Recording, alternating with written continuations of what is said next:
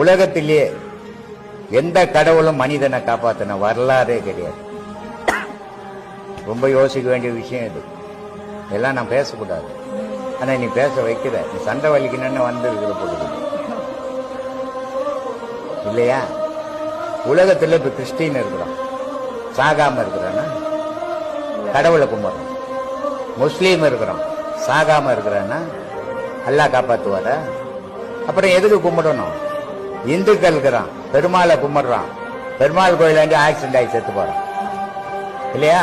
கைலாயத்துக்கு போறான், பாதி வயல கங்கையில் அடிச்சுன்னு போயிடுறான், சிவபெருமான் காப்பாத்துல. அப்போ உலகத்துல எந்த கடவுளாவது மனிதனை காப்பாற்றுகிறார்?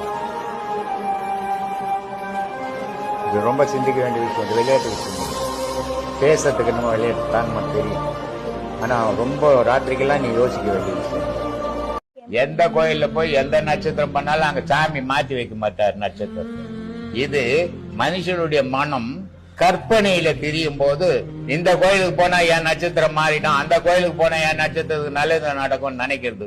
உனக்கு என்ன நடக்குமோ அத்தனையும் நடக்கும்.